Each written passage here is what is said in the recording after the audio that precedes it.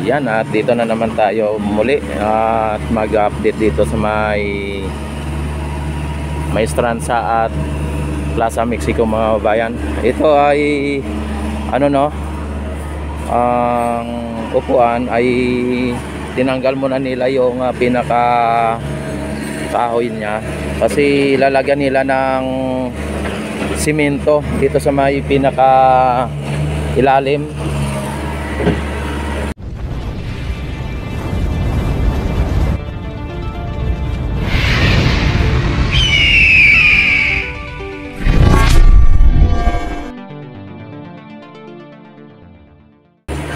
Yan, at ayan, katulad nito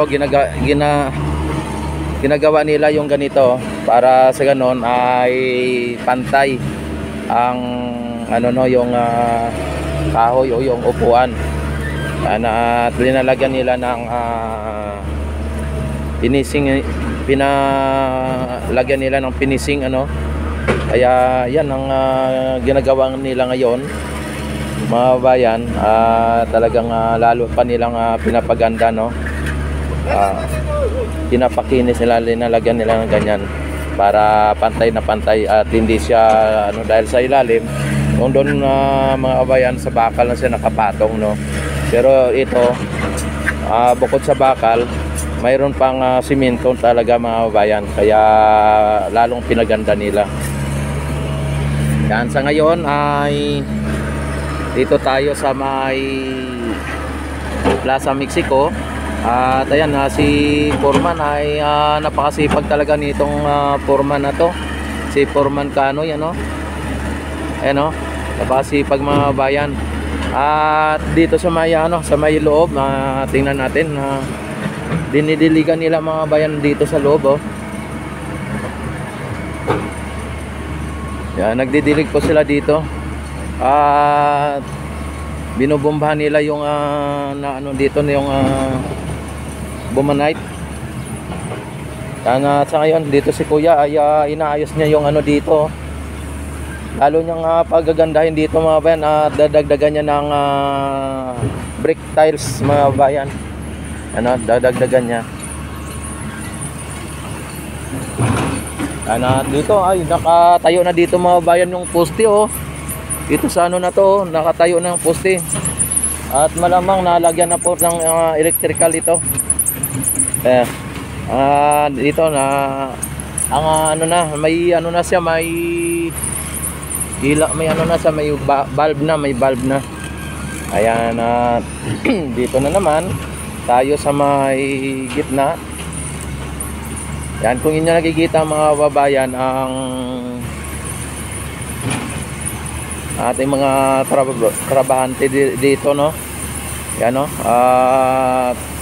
binubomba nila ng yung ano, air pressure ba yan? Yan no, nakita naman ninyo. Pinaliser muna nila mga bayan, pinaliser, tapos saka bubombahin ng tubig mga bayan. Tapos dito yung hagdanan dito mga bayan nilinis na at pinaganda na po. Yan ang ano, di ba? Yan ang linis na dito mga bayan, at pinaganda nila, pinakinis nila yung ano no, yung hagdanan dito. Yan at kapansin-pansin mga babayan, ang tubig ay mababa ang tubig. Yan, pinapakinis nila, pinapaganda para sa ganon ay hindi siya pangit tingnan. Yan, ano nila, kumbaga parang nirenovate nila mga bayan para mas maganda tingnan at hindi ano no. Grabe ang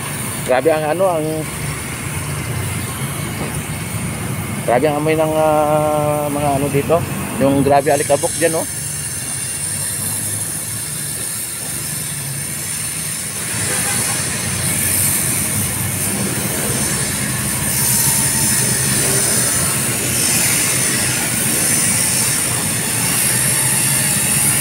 Yan dito nag-ano nila, dinidiligan nila mga kabayan dito, dinidiligan. At nakita naman ninyo ang ano na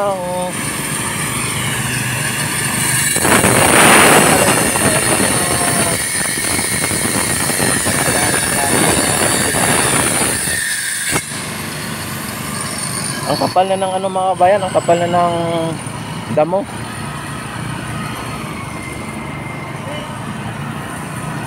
Kaya nakita naman ninyo, tapos na dito ang ano no, dinalagyan ng nila ng yung sa pagitan ay inano lang nila mga bayan para sa ganon malagyan nila ng grout, yung mga ganon o sealant. Yung galyon mga babayan ay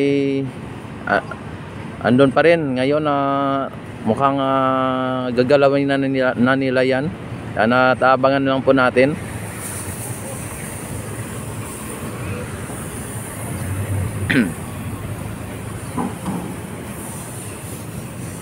Yan, dito ay talagang araw-araw dito may pagbabago mga bayan.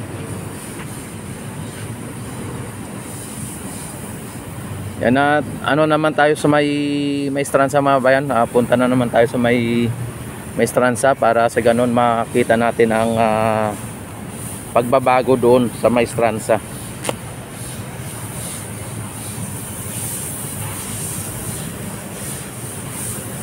Ngayon dito ang ano, ang ginagawa nila ay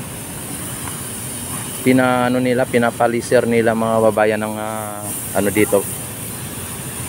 Dadaanan tayo dito. Ayun oh. Ang palisir nila mga bayan may may tag dito, may container na pagka nagano, hindi ko lang alam kung para laging basa nagbubuga ng tubig.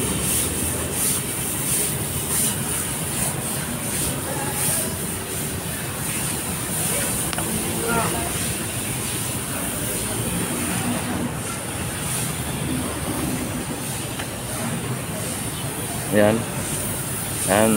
Sa ngayon ay ito po ang ang kaganapan dito ngayon sa may Plaza Mexico mga babayan. Si Kuya abala doon sa kadidilig ng halaman mga babayan.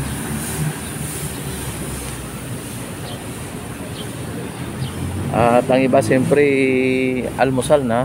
Ayan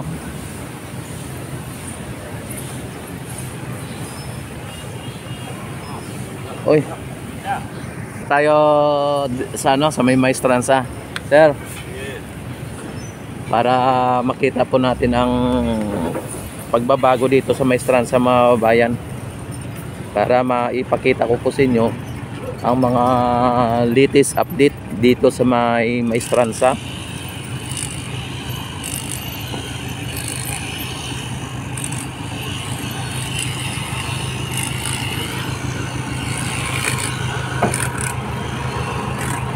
Ayan, at dito ang bako mukhang ano yun nila yung ano na yan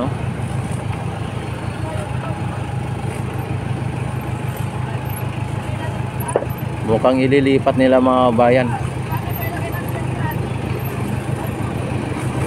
Yan, sa ngayon mga bayan, ang dito medyo rarampas sa dito mga bayan. Ibig sabihin pinataas nila dito hanggang doon ang pinaka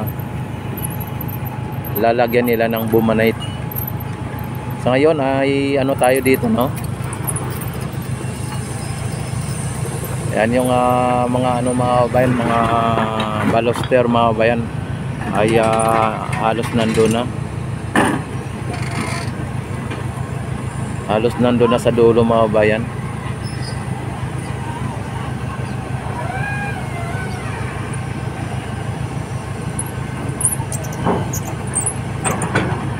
Ayan, ano ba ang gagawin nila dyan sa maya nila na yan? Yan po ang yan po ang bumabagsak pagka yan ang bumabagsak pagka ito ay ginagamit nila.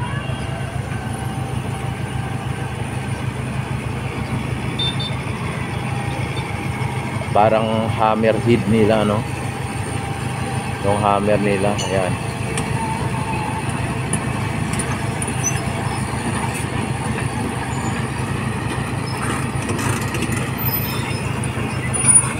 Sir, mainit. Mainit.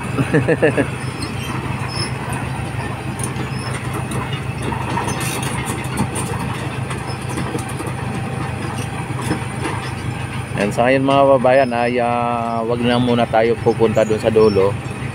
At may mga gumagawa. Yan, dito na lang tayo sa dulo din. Para sa ganun ay magiging safe naman tayo. At hindi tayo sisitahin doon. Yan, kahit na mayroon po tayong abiso sa pinaka-head nila dito, ay sila naman ay hindi naman po nila alam, kaya dito na lang tayo. Nakakahiya naman sa kanila na nakikidisturbo tayo doon. At nakita naman natin dito sa dulo, kaya lang yung ano natin, video natin ay hindi na natin maabot doon, no? Kasi ang layo mga bayan. Tutusin ang layo, nasa 250 meter mga bayan ito.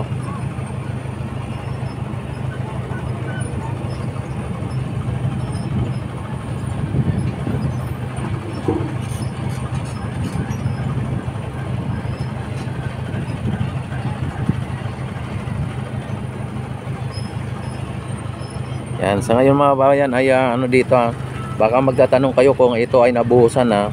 Ito po ay may buhos na po, ayan, oh. May mga buhos na po ito. Nabuhusan na po itong baluster mga bayan. Kaya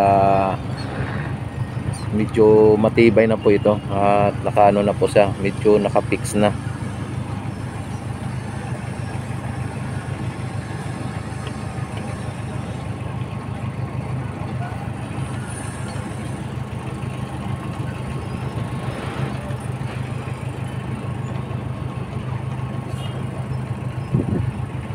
Ayan, at ito ang pinaka-latest update dito sa may Maestran sa mga bayan.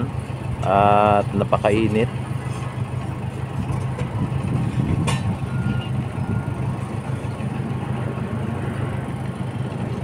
Dito na tayo sa may sa may Plaza Mexico mga bayan. At lilipat tayo dito. Sir,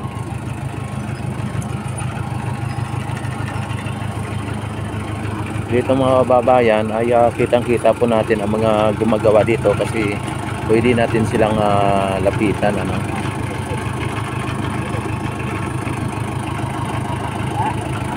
Yan, talagang ano na po yung mga grass fever mga bayan. Nalagyan na po ng mga pragrass.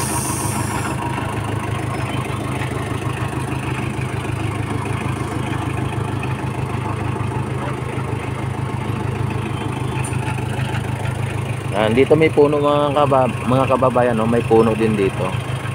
At baka sabihin nyo walang puno dito, no? Mayroong puno dito, ayan, no? Kaya lang medyo tinarim muna nila, no?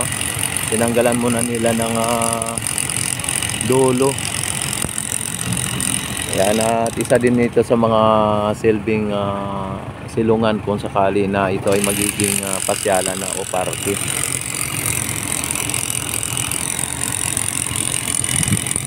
Yan, dito si guard ay nagamit sa akin, kasi nung nakaraan ay sinita tayo niyan, at ngayon okay na.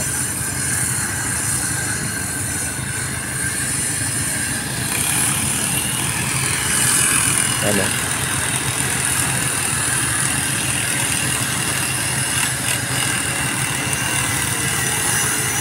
malapit na to mga babayan, yung ano na to, malapit na matapos ito.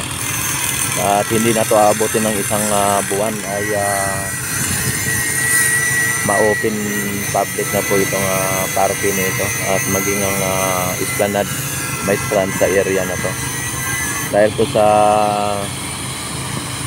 hindi na po ito aabuti ng March itong February lang mga kababayan, pero hindi natin tiyak kung anong pizza. Basta abangan lang po ninyo ang mga kaganapan dito at kung ano po ang latest update dito mga kababayan. Naway wag kayong magsawa sa panunood na mga update ko dito sa Maestranza at ng Plaza Mexico mga kababayan, para sa ganun ay maihatid ko sa inyo ang totoo at tunay na balita. Sa mga baser dyan, mega love shoutout sa inyo lahat.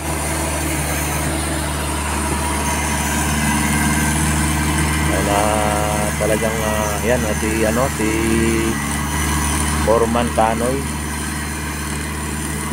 Foreman po yan, pero nakita naman ninyo mga kababayan ay hindi lang po siya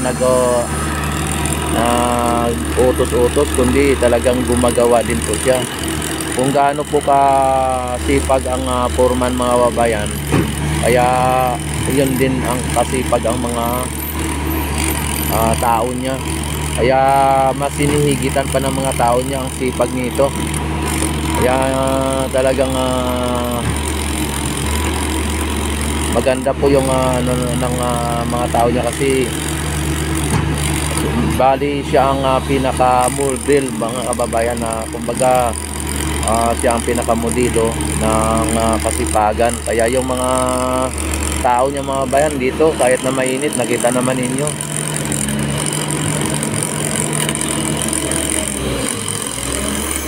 Parang walang kapaguran mga kababayan mga to. Ano? Kahit yung iba ay may mga edad na mga kababayan ay hindi hinihinda, no? Parang akala mo ay lakas kalabaw mga kababayan eh.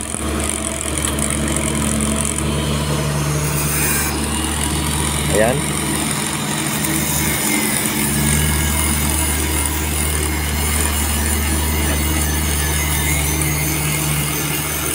Dito at ano na po nila, pinipix na po nila yung pagdanan.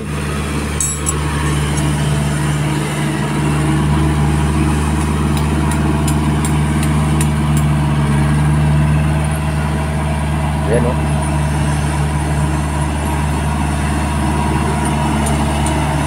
Tama lang po pala yung dito mga bayan, yung lupa na nandun na nakatambak doon, no? Talagang sakto lang na may paglalagyan pa talaga sila. Kaya tama lang po dito, inagay nila doon, no? Pangtambak, kailangan pataasin dito.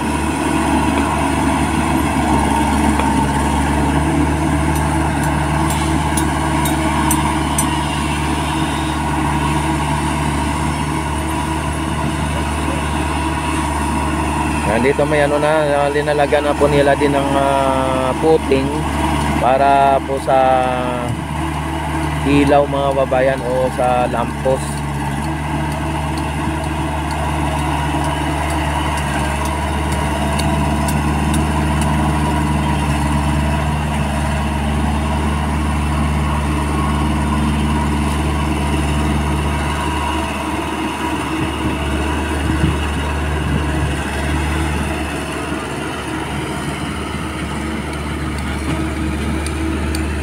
Yung guard natin dito mga kabayan ay nakikita lang tayo at yun, alam naman niya na allowed naman tayo dito mag-vlog, kaya hindi niya po tayo sinisita, no?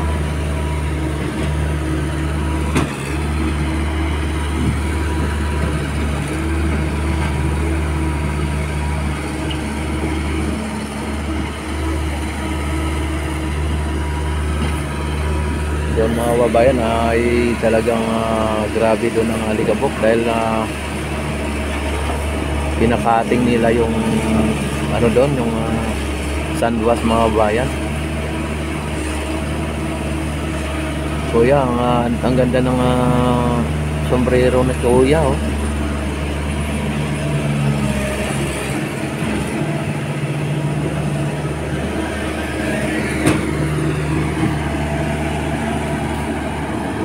Ayan. At don't forget to subscribe my YouTube channel mga kabayan. Click notification bell, select all na para ma-notify agad kayo tuwing ako ay mag-live at mag-upload ng mga videos. Maraming salamat mga kabayan at mabuhay po ang Pilipino, mabuhay ang Pilipinas, mabuhay ang bagong Pilipinas. Mabuhay si PBBM.